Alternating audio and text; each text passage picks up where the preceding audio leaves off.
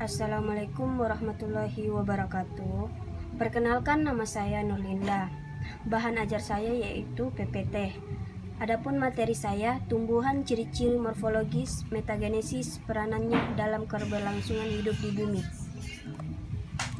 Adapun kompetensi dasar, ciri-ciri umum tumbuhan planta itu dibagi menjadi 4. Yang pertama, organisme eukariotik multiseluler, yang kedua autotrof, yang ketiga vaskuler dan non-vaskuler, yang keempat reproduksi secara generatif dan vegetatif. Adapun materi pokoknya, divisi tumbuhan ganggang berupa tumbuhan talus yang bersel satu berbentuk benang atau bersel banyak. Tumbuhan ini telah mempunyai klorofil yang terdapat dalam kloroplas, mempunyai pigmen tambahan lain yang dominan, serta membentuk gamet dalam alam pembiakan bersel satu tumbuhan. Ganggang berkembang biak secara aseksual dan secara seksual. Berdasarkan pigmen, dominan tumbuhan ganggang dibagi menjadi 4 golongan, yaitu ganggang hijau, ganggang coklat, ganggang merah, ganggang keemasan. Yang kedua, lumut Bryophyta. Lumut berupa tumbuhan yang belum mempunyai batang dan daun. Sejati memiliki fase gemetofit yang dominan dalam daur hidupnya dan membentuk atau pembiakan multisel berupa archaeogenium dan antheridium. Dari perbuahan terjadi sporofit yang menghasilkan spora. Bryophyta lumut dibagi menjadi 2, yaitu lumut daun, lumut hati. Yang ketiga, paku-pakuan Pteridophyta. Tumbuhan paku adalah tumbuhan yang sudah mempunyai batang daun dan akar sejati. Dalam daur hidup, fase sporofit bersifat dominan dan menghasilkan spora. Fase gemetofit berumur pendek dan membentuk sporofit. Tumbuhan paku ada homosor, heterospor, dan ada paku peralihan. Yang keempat, spermatophyta, tumbuhan yang berbiji. Tumbuhan berbiji disebut juga tumbuhan yang alat perkawinannya terlihat atau tumbuhan berbunga karena biji asal dari perkembangan bunga.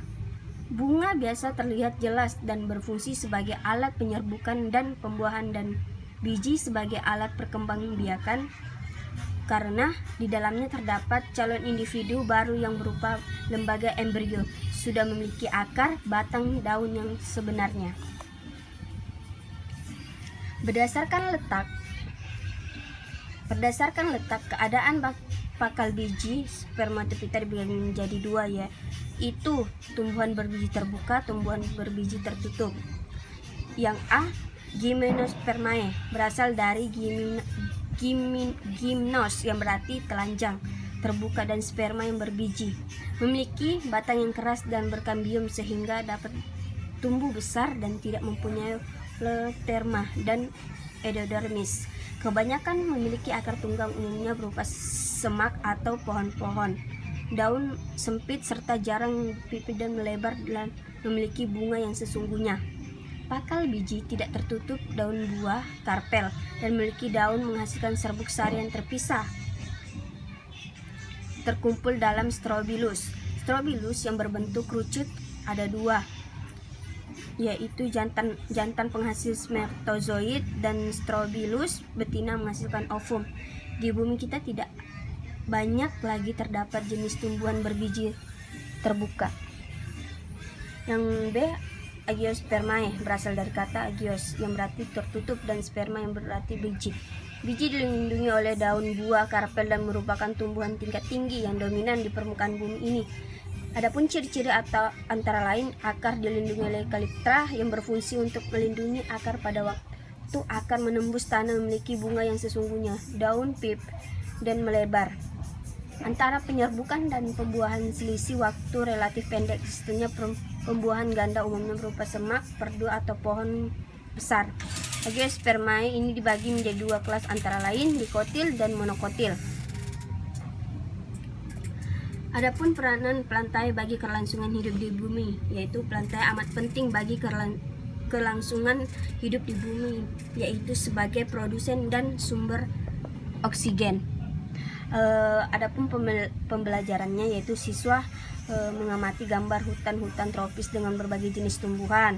yaitu soalnya terdapat berbagai jenis tumbuhan, bagaimana mengenali nama dan mengelompokkannya, apa ciri-ciri masing-masing kelompok, apa manfaat keberadaan tumbuhan di muka bumi. Penilaiannya itu membuat gambar, foto, pembatas, buku, alas, maka cover buku, kartu, ucapan, souvenir berbasis pada keindahan bentuk dan warna tumbuhan. Produk membuat cerita dunia tumbuhan sesuai kemampuannya dan membentuk komik, ilustrasi, lagu, cerita atau laporan investigasi untuk menunjukkan pemahaman. Adapun media, alat dan bahannya itu carta dunia tumbuhan, carta video ciri-ciri khusus dunia tumbuhan, ensiklopedia, textbook, buku referensi ilmiah. Baiklah, itu saja presentasi saya.